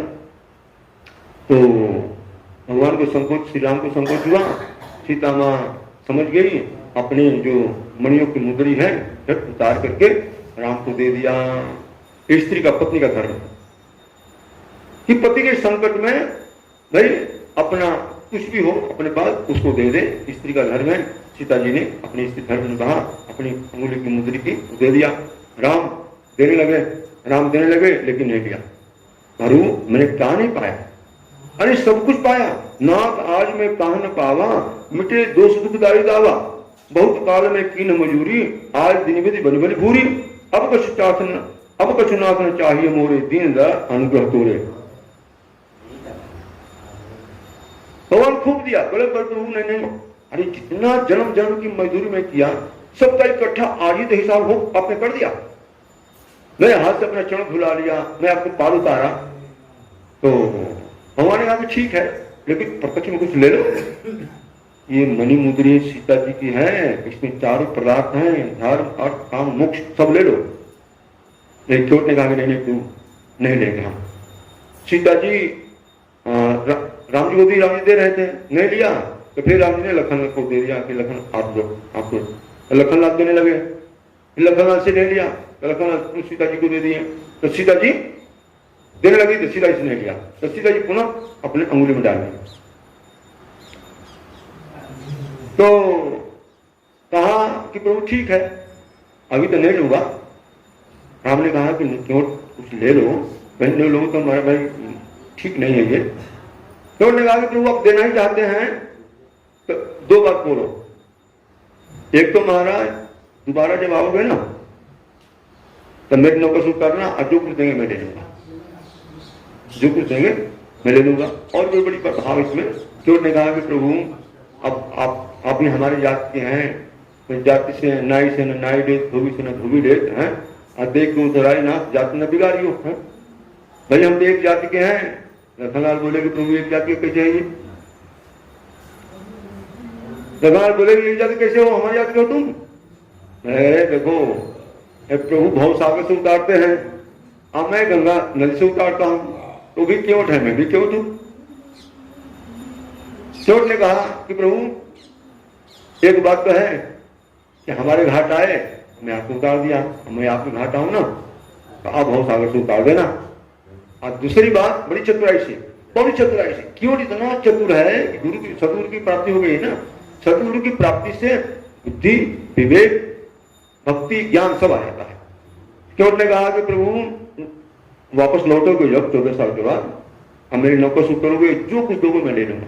मैंने चतुराई करता है कि ये मेरी नौका से गए और मेरी नौका से उतरे, ये नहीं कि आते समय कहीं दूसरे तरफ से चले जाए। मांग रहा है भगवान को अपनी बुद्धि से, ये भक्ति की चतुराई है। बहुत की न प्रभु लखन सिया नहीं कछु के मतले, अपिधा की न करुणायतन भगति विमल बर दे। बहुत की न प्रभु लखन सिया नहीं कछु के मतले, अपिधा की न करुणायतन भगति विमल बर दे। भगवान पहले दे चुके हैं, सारे उसके पुत्रों का उद्धार कर दिए। देखो ये बात ध्यान की है, बड़ी मार्मिक है। ये न सोचो कि ये तो भगवान से मांगना मूर्खता है, महामूर्खता है। पहली बात है किसे मांग रहा हूं? कौन सा नहीं है, वो जानते नहीं है, हमारी दशा जानते नहीं हो कि क्या है। हालांकि भगवान से कहना भी कोई गलत ज्यादा गलत नहीं है, लेकिन गलत है, फिर भी गलत है, उत्तम भक्ति नहीं है। भगवान अंतर्यामी सब जानते हैं। अब भगवान तो इतने उदार हैं, अरे हम नहीं मांगे तभी देंगे, हम नहीं मांगेंगे तभी देंगे भगवान। यहां देखो बहुत कीन प्रभु लखन सिया नहीं कुछ क्यों ले, अब विदा कीन करना है ना भगवती भी मन बढ़ दे। कुछ नहीं लिया, अंत में भक्ति भी मन बढ़ती है। एक और इसका अर्थ है, हम मणि मुद्री है ना तो संसारिक वस्तु है। मणियों की मुद्रिका जो है वो संसारिक वस्तु माने धन वैभव है। हम जब धन वैभव नहीं मांगेंगे तभी भक्ति मिलेगी, अगर धन वैभव मांगेंगे ना तो भक्ति नहीं मिलेगी, धन में फंस जाएंगे, खुले रहेंगे, उसको रहेंगे। अरे इसको की इच्छा होगी ना, बड़ा बड़ा इसको भाव है ये पिचासनी है, ये मुक्ति मुक्ति स्प्रिया जो है ना एक पिचासनी है, ये भगवान से मिलने नहीं देती है। तो इससे हम दूर रहे, भगवान तो अपने आप देंगे, अपने आप देंगे।